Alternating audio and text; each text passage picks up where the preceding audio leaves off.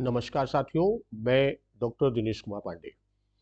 साथियों, गणित में हम लोग एक बार फिर से बिल्कुल प्रारंभ से या यूं कहें कि हम लोग बिल्कुल आधार से गणित के खंड को लेकर चल रहे हैं।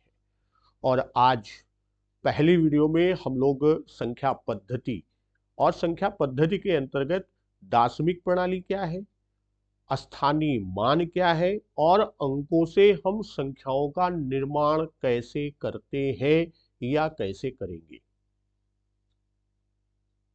तो इसमें सबसे पहले बात आती है, जैसे यहाँ संख्या पद्धति, वह पद्धति जो संख्याओं से, तो संख्या की बात हम करते हैं।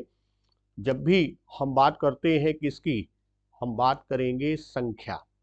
तो संख्या की जब बात करें, कोई भी संख्या हमने बोला, जैसे मान लिया हमने बोला संख्या 25, ये तो हमारी 25 हम संख्या को लिखे, या बोल दिया 705, ये हो गया। अब इन संख्याओं को लिखने के लिए, जैसे ये संख्याएं हैं, इन संख्याओं को लिखने के लिए हम विभिन्न प्रतीकों का प्रयोग किए हैं, विभिन्न प्रतीक हैं। अब जैसे इस रूप में हम समझे कि मान लीजिए हम कोई वस्तु है, हमने ये पूछा कि यह वस्तु कितनी है, तो हम गिन के बता देते हैं कि 1 2 3 4, जैसे हमने इसकी गिनती किया कि ये 1 हुई, 2 हुई, 3 4 5 6 7 और अंत में हमने बता दिया 7। अगर यही वस्तुओं की संख्या और बढ़ जाए,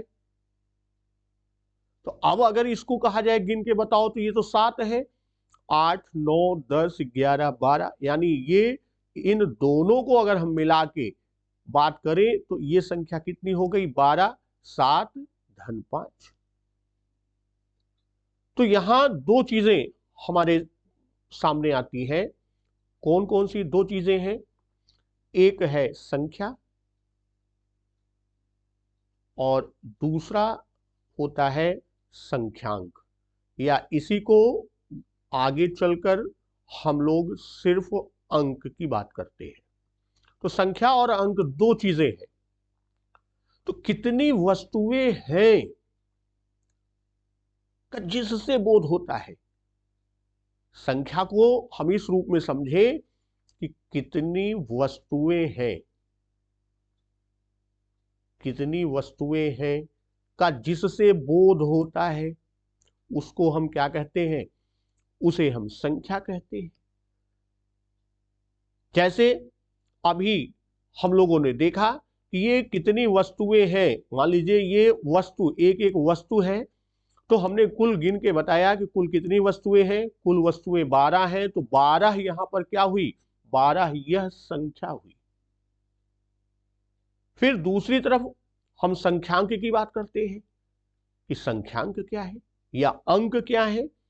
तो संख्याओं को, जैसे अभी हमने बात किया कि वस्तुएं, तो वस्तुएं यहां कितनी थी, 12 थी। अब इस 12 को लिखने के लिए, यानी संख्या को जिन संकेतों द्वारा व्यक्त करते हैं, कोई भी संख्या, तो यहां पर कि संख्या को जिन संकेतों के द्वारा व्यक्त करते हैं, संख्या को जिन संकेतों के द्वारा व्यक्त करते हैं, उन्हें संख्यांक कहते हैं, या उन्हीं को हम अंक कहते हैं।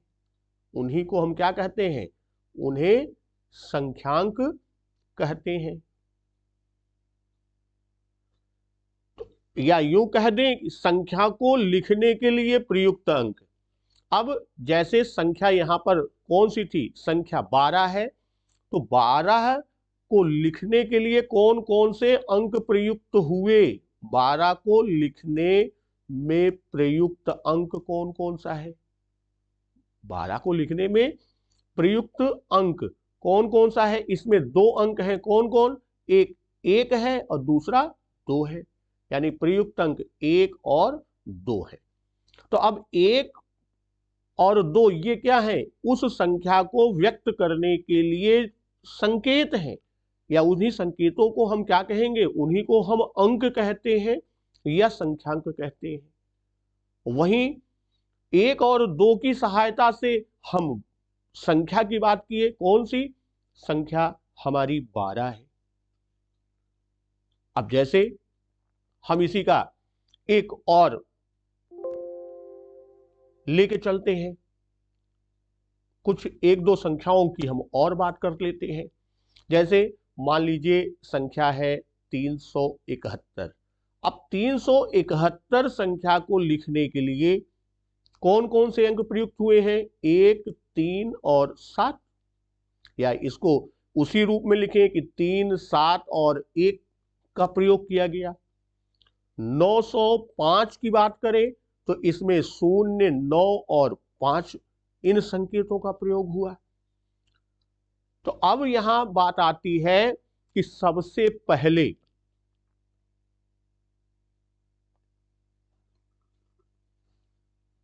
किसी संख्या को व्यक्त करने के लिए हम सबसे पहले क्या करते हैं? सबसे पहले विभिन्न सभ्यताओं में सबसे पहले विभिन्न सभ्यताओं में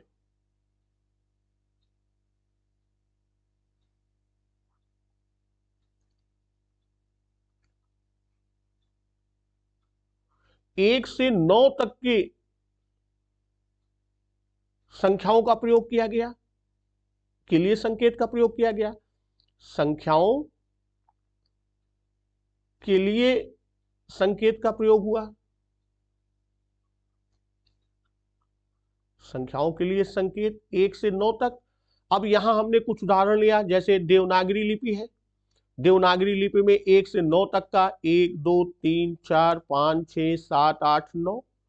उसी तरह रोमन में हम 1 से 9 तक का प्रयोग, अरबी में और अंतरराष्ट्रीय में 1, 2, 3, 4, 5, 6, 7, 8, 9। तो यहां 9 तक की संख्याओं, यानी जो भी संख्याएं विभिन्न सभ्यताओं में हम संकेतों के माध्यम से जो प्रकट करते हैं, भाई कोई भी संख्या है, उन संख्याओं को प्रदर्शित करने के लिए, व्यक्त करने के लिए हम जिन संकेतों का प्रयोग करते हैं वही अंक है। तो उनके लिए संकेत कौन से? 1 से 9 तक के थे। विभिन्न भाषाओं सभ्यताओं के लिए अलग अलग थे। किंतु जब भारतीय के द्वारा शून्य का आविष्कार किया गया, जब भारतीयों द्वारा शून्य का आविष्कार किया गया, भारतीयों द्वारा शून्य का आविष्कार किया गया, तब विभिन्न संख्याओं को, यानी जो भी छोटी बड़ी संख्याएं हैं, सभी छोटी बड़ी संख्याओं को प्रदर्शित करना सरल हो गया, सहज हो गया, या यूं कह दें कि संभव हुआ। अब जो 1 से 9 तक की संख्याओं का भारतीयों के द्वारा शून्य का आविष्कार किया गया, तो अब संख्याएं हमारी क्या हो गई? शून्य से शुरू होती हैं। 0, 1, 2, 3, 4, 5, 6, 7, 8 और 9। यानी अब विभिन्न संख्याओं को लिखने के लिए जिन संकेतों का हम प्रयोग करते हैं, वह 0 से लेकर 9 तक की संख्याओं के अंकों को, प्रतीकों को संख्याओं में लिखने के लिए प्रयोग करते हैं। अब हम बात करते हैं कि ये जो अंक हमें संकेत मिले हैं, ये संकेत क्या है? इसी संकेत, चूंकि इसमें जो अंक दिए गए हैं, संकेत दिए गए हैं 0, 1, 2, 3, 4, 5, 6, 7, 8, 9। अब इसको हम आप देखें तो यहां पर ये क्या है? 1, 2, 3, 4, 5, 6, 7, 8, 9, 10। यानी इन 10 संकेतों का प्रयोग हम अपनी पद्धति में, संख्या पद्धति में प्रयोग करने लगे। तो इसी 10 संख्याओं के प्रयोग के लिए इसका नाम दिया गया। इसको क्या कहा गया? संख्या पद्धति में दार्शनिक प्रणाली। संख्या पद्धति में दार्शनिक प्रणाली। अब दार्शनिक प्रणाली को थोड़ा सा और हम समझ लेते हैं। इस संख्या पद्धति में दार्शनिक प्रणाली, भाई हमारे दैनिक कार्यों में जिस संख्या पद्धति का प्रयोग होता है, जो हमारे दैनिक कार्य है, जो भी दैनिक कार्य है, इन दैनिक कार्यों में जिस संख्या पद्धति का प्रयोग होता है, जिस संख्या पद्धति का प्रयोग होता है, उसे लिखने के लिए, भाई जो संख्या पद्धति का प्रयोग है उसे लिखने के लिए हम अंकों का प्रयोग करते हैं। अंकों या संकेत। भाई ये जो अंक है ये क्या है? ये संकेत है। जो भी अंक या संकेत प्रयोग करते हैं वो यही तो है। यही 10 संकेत जो हमारे हैं, वो 10 संकेत कौन कौन से हैं? वो 10 संकेत यही है हमारे 0, 1, 2, 3, 4, 5, 6, 7, 8 और 9। ये 10 संकेतों का प्रयोग हम करते हैं। इसीलिए इस प्रणाली को या इस संख्या पद्धति को दार्शनिक संख्या प्रणाली कहते हैं। इसे दार्शनिक संख्या या दार्शनिक प्रणाली क्यों कहते हैं, दार्शनिक संख्या प्रणाली क्यों कहते हैं? उसका कारण यही है कि दैनिक कार्य गणित में जो भी हम पद्धति, संख्या पद्धति का प्रयोग करते हैं, उसमें इन्हीं 10 संकेतों का या 10 अंकों का कोई बड़ी से बड़ी संख्या हमें बनानी होगी तो उसके लिए इन्हीं 10 संकेत या इन्हीं 10 अंकों के प्रयोग से हम बड़ी से बड़ी संख्या बना लेते हैं। अब यहां एक चीज और जान लीजिए कि इसी पद्धति को, जो हमारी दार्शनिक प्रणाली है, इसी दार्शनिक प्रणाली को हिंदू अरेबिक प्रणाली भी कहते हैं। इसी दार्शनिक प्रणाली को क्या कहते हैं? इसी को हिंदू अरेबिक प्रणाली भी कहते हैं। कभी कभी ये प्रश्न पूछ लेता है हिंदू अरेबिक प्रणाली क्या है, तो यही दार्शनिक प्रणाली ही हिंदू अरेबिक प्रणाली कहलाती है। ये चीज विशेष ध्यान रखिएगा, दार्शनिक प्रणाली और इसी को हम क्या कहते हैं? हिंदू अरेबिक प्रणाली भी कहते हैं। अब इसकी विशेषताएं भी भाई दार्शनिक प्रणाली है, कोई भी प्रणाली होगी तो उसका अपना एक विशेषता होगी, उसकी अपनी एक कैरेक्टरिस्टिक होगी। तो अगर हम इस दार्शनिक प्रणाली की विशेषताओं की बात करें, जो दार्शनिक प्रणाली है, अगर हम इसकी विशेषताएं बात करें तो इसमें पहली जो विशेषता हम बताएं, इसमें संख्या लिखने के लिए 10 प्रतीकों का प्रयोग किया जाता है।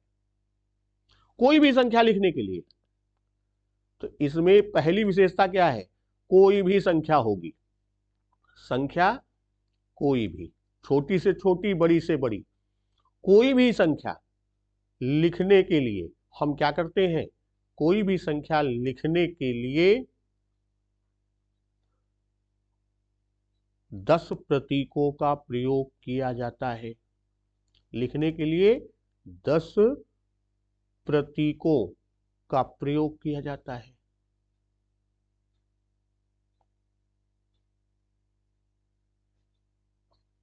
वो 10 प्रतीक कौन है? वही जो हमने आपने देखा कि वो 10 प्रतीक कौन है? 0, 1, 2, 3, 4, 5, 6, 7, 8 और 9।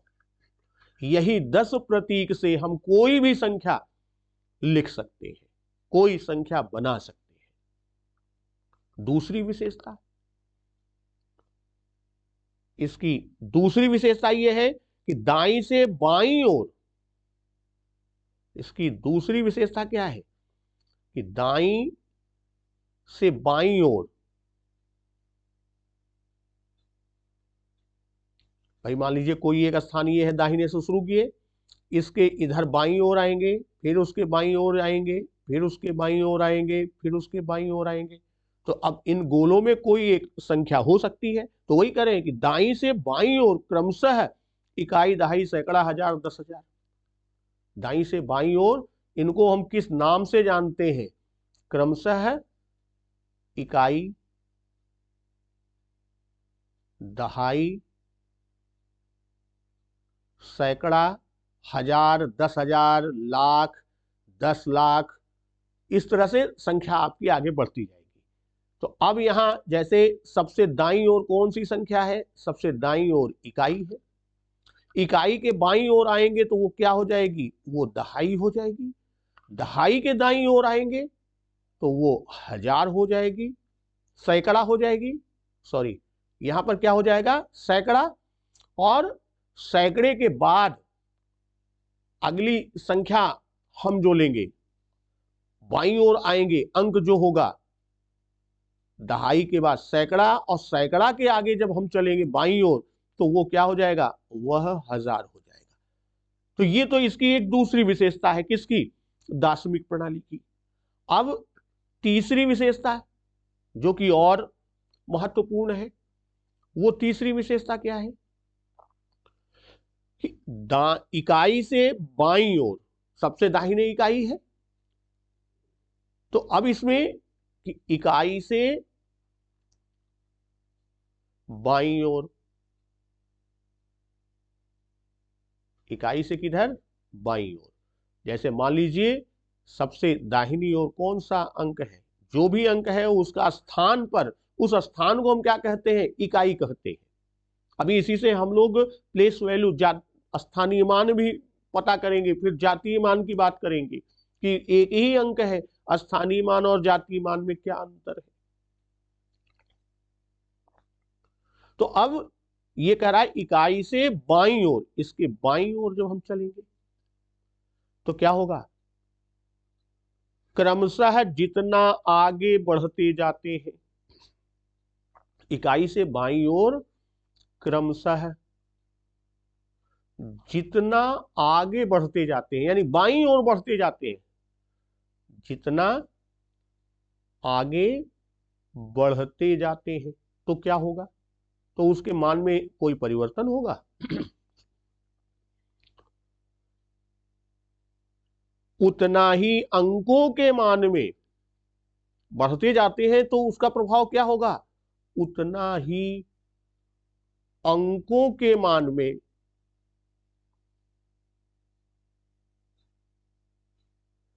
अंकों के मान में क्या होगा? भाई मान लीजिए एक एग्जाम्पल के तौर पे कि हमने यहां पर इकाई के स्थान पर एक प्रतीक या एक अंक ले लिया 5। अब इसी 5 को ही हम आगे खिसकाते चलेंगे बाईं ओर। तो यहां यही कह रहा है ना, इकाई से बाईं ओर क्रमशः जितना आगे बढ़ते जाएंगे। भाई इकाई, अभी हमने इसके पहले देखा कि इकाई के बाईं ओर कौन है? उसके बाद दहाई है, दहाई के बाद कौन है? सैकड़ा है, सैकड़ा के आगे कौन है? हजार है। इसी तरह आगे ये संख्या बढ़ती जाती है बाईं ओर।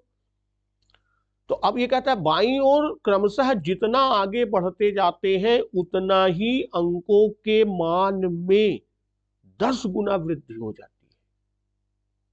अंकों के मान में क्या होता है? अंकों के मान में 10 गुना वृद्धि हो जाती है। 10 गुना वृद्धि हो जाती है।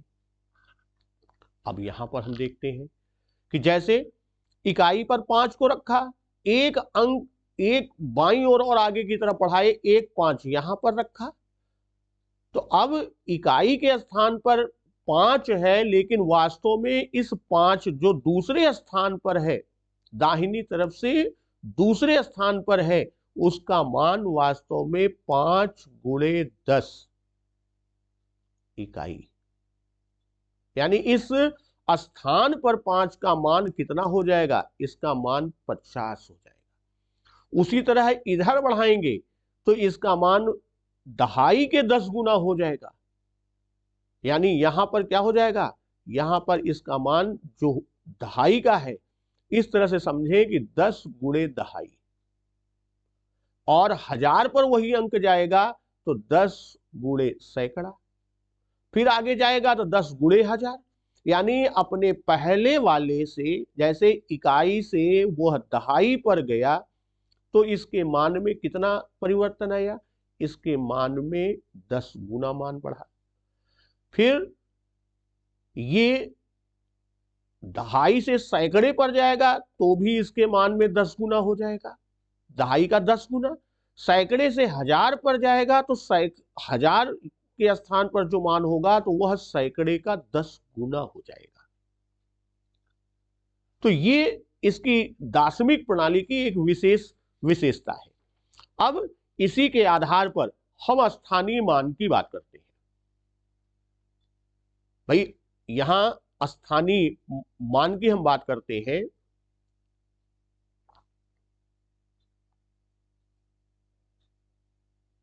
स्थानीय मान, तो अब स्थान विशेष, जैसे अभी बताया कि दाहिनी ओर सबसे कौन होता है, इकाई।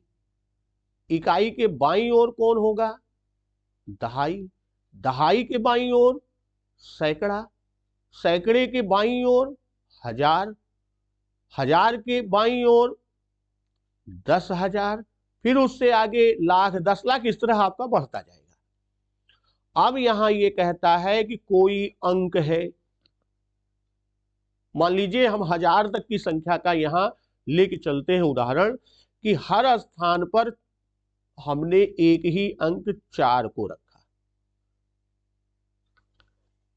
अब इसको अगर हम बच्चे से पढ़ने के लिए कहेंगे तो वो भी यही देखता है कि इकाई के दहाई है, दहाई और इकाई मिलके 44 हुआ, सैकड़ा पे 4 है तो 444 हुआ, 4000 है तो 4444। बच्चा इसी हिसाब से पढ़ता है। अब यहां देखिए कि इकाई के स्थान पर जब हम इसका स्थान विस्पर, तो इकाई का अपना मान कितना है, इसका मान 1 है। इकाई के सापेक्ष दहाई का मान कितना है, 10 है। और दहाई के सापेक्ष सैकड़े का मान कितना है, 10। तो अब इकाई के सापेक्ष जब हम सैकड़े का मान करेंगे तो चूंकि ये दहाई का 10 गुना है और दहाई इकाई का 10 गुना है, तो इसका मान कितना हो जाएगा, इसका मान आपका चला जाएगा कितना, 10 गुणे 10, अर्थात सैकड़े का मान कितना हो गया, 100। अब यहां पर वही देखते हैं कि सैकड़े के बाईं ओर कौन सा है, 1000। अभी तीसरी विशेषता में पढ़ा कि जितना बाईं ओर क्रमशः चलते हैं 10 गुना मान बढ़ता है। तो 1000 जो है वो सैकड़े का 10 गुना है और सैकड़ा इकाई के सापेक्ष 100 गुना है। तो इस तरह हम देखेंगे कि 1000 का मान इकाई के सापेक्ष क्या हो जाएगा, 10 गुणे 100, और इसका मान कितना हो गया, 1000। यानी जिस स्थान पर जो संख्या है उसमें उस इकाई के सापेक्ष जो मान है उससे हम गुणा करते हैं। जैसे 4 का स्थानीय मान ज्ञात करना है, पहले 4 का दाहिनी तरफ से इकाई पर है, तो हम लिखते हैं 4 गुणे 1 बराबर 4। और वहीं दहाई पर स्थानीय मान की हम बात करेंगे तो 4, दहाई का मान कितना आया है, 10, तो 4 गुणे 10 बराबर 40। सैकड़े पर 4 है, वही अंक है, तो ये इसका मान कितना है, इसका मान 100 है इकाई के सापेक्ष, तो ये हो जाएगा 4 गुणे 100 बराबर 400। और वही 1000 पर है वही अंक 4, यहां पर मान कितना है, 1000, तो इसका मान हो जाएगा 4 गुणे 1000 बराबर 4000। जो हम आप बच्चों से विस्तारित रूप लिखवाते हैं, ये तो एक एक अंक का स्थानीय मान। अब यहां पर 4 के स्थान पर अन्य अन्य अंक होंगे, तो वो 4 गुणे 10 है, तो यहां मान लीजिए 5 है दहाई पर, तो वो 5 गुणे 10 हो जाएगा। सैकड़े पे 7 है तो 7 गुणे 10 हो जाएगा। इसी तरह जो अंक जिस स्थान पर है उस स्थान का इकाई के सापेक्ष जो मान है उससे हम उस अंक में गुणा करते हैं, तो वह उसका स्थानीय मान होता है। और यही विस्तारित रूप भी है। जैसे बच्चे से हमने कहा कि 4444 का विस्तारित रूप लिखिए, तो बच्चा क्या करता है, वही मान करता है कि इकाई के स्थान पर 4 है, दहाई के स्थान पर जो हमने अभी मान निकाला, दहाई के स्थान पर 40, सैकड़े पर 100 और हजार पर 400, तो वही हम क्या करते हैं, उसके विस्तारित रूप में 4 धन 40 धन 400 और धन 4000। अब इसको आप जोड़ेंगे तो फिर यही संख्या प्राप्त हो जाएगी 4444। तो ये स्थानीय मान है और इसी तरह इसका हम विस्तारित रूप भी निकाल सकते हैं, बच्चे को समझा सकते हैं। अब यहां पर जैसे मान लीजिए कोई संख्या दी गई है, अब अगली वीडियो में हम बात करेंगे कि हम संख्या अंकों से संख्याओं का निर्माण कैसे करते हैं। यहां हल्की सी मैं चर्चा कर रहा हूं, जैसे मान लीजिए हमने संख्या दे दिया 2, 3 और 4, इस अंक से कितनी संख्याएं बनेंगी, किस तरह से हम बनाएंगे, और एक 2 अंक हम देते हैं 5 और 7, इनसे कौन सी संख्या बनेगी, सबसे बड़ी कौन होगी, सबसे छोटी कौन होगी। तो यहां हम देखते हैं, जैसे 2 से हम शुरू करते छोटी संख्या से, तो 2, 3, 4, 234 ये पहली संख्या बनी। अब 3 और 4 के स्थान को यानी इकाई दहाई के स्थान को हम बदल देते हैं तो 243 संख्या बनी, ये दूसरा बना। अब हम 3 को पहले ले लेते हैं, 3, 2, 4, 324 ये तीसरी संख्या बनी। अब इकाई दहाई के स्थान को हम बदल देते हैं तो 342 चौथी संख्या। अब 4 को हम सैकड़े के स्थान पर ले लिए तो 423 पांचवी संख्या, और छठवीं संख्या बनेगी, इकाई दहाई को परिवर्तित कर दिया 432। अब यहां पर आप देखेंगे कि सबसे बड़ी और सबसे छोटी संख्या कौन सी है। सबसे बड़ी संख्या कौन हुई, 432, और सबसे छोटी संख्या कौन सी हुई, 234।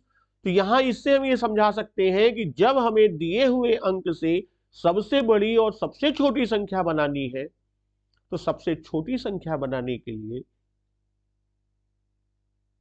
बाईं तरफ सबसे छोटे अंक और फिर बढ़ते हुए क्रम में हम संख्याओं को लिख दें तो सबसे छोटी संख्या बनेगी, और बाईं तरफ से शुरू करते समय हम सबसे बड़े अंक को घटते हुए क्रम में लिख दें तो वो सबसे बड़ी संख्या। तो दोस्तों इस चीज को अगली वीडियो में हम और लेके चलेंगे और वहां पर स्थानीय मान और जातीय मान के अंतर, और फिर इसी से हम प्राकृतिक संख्या यानी संख्याएं कौन कौन सी हैं उन संख्याओं की चर्चा करते हुए और फिर प्राकृतिक संख्या में आते हैं। तो अगली वीडियो में आने तक नमस्कार, वंदे मातरम।